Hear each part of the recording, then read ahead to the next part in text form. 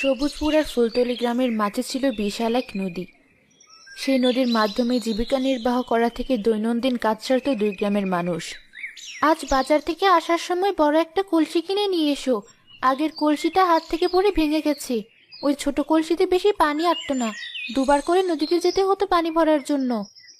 তো আগে বলবে না এই কথা? আমি কাজে যাচ্ছি, আর তুমি এতক্ষণে বলছো? আপাতত কিছু একটা দিয়ে পানি ভরে নিয়ে এসো, পরে বাজার থেকে আসার সময় কলসি কিনে নিয়ে আসবো। দেখি, ভাবিদের ওখানে দুটো কলসি আছে, ওখান থেকে একটা কলসি নিয়ে গিয়ে পানি ভরে আনি।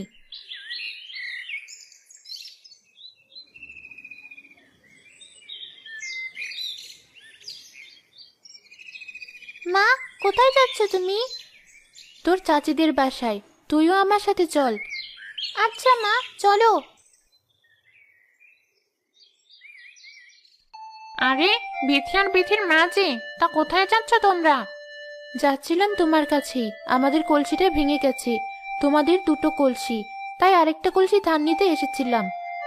ও, ধার দিতাম তোমায় আমাদের কলসি, কিন্তু আমাদের তো প্রতিদিন 2 কলসি পানিই লাগে। এই দেখো, 2টো কলসি নিয়ে নদীর পাড়ে যাচ্ছি পানি আনতে। তোমাকে আরেকটা কলসি দিলে তো আমাদের সমস্যা হয়ে যাবে। থাক তাহলে, আমি দেখি আজ তাহলে অন্যভাবে কাজ চালানো যায় কিনা। চল বিথি, বাড়ি যাই আমরা। এত দূর হেঁটে আসলাম, এখন আবার বাড়ি ফিরে যাব? এই দেখো মা, তুমি নদীর পার যাবে শুনে আমার খেলনা কলসিটা আমি সাথে করে নিয়ে এসেছিলাম। চলো, এই কলসিতে পানি ভরে নিয়ে যাই।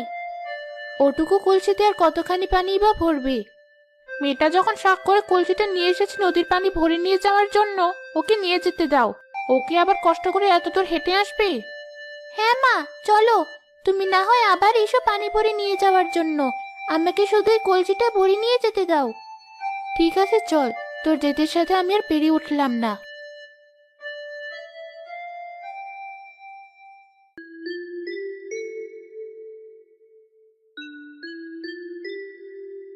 আরে ভাবি যে, কেমন আছো?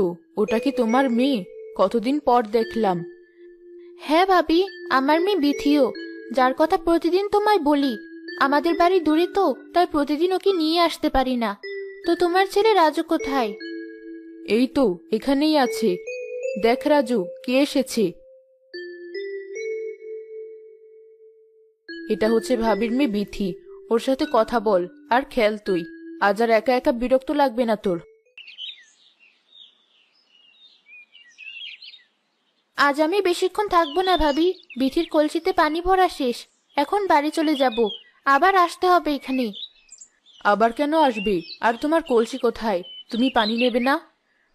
আমার কলসিটা ভেঙে গেছে, কলসি চেয়েও পেলাম না, তাই বাড়ি থেকে অন্য একটা হাঁড়ি অথবা পাতিল নিয়ে আসবো পানি নিয়ে যাওয়ার জন্য।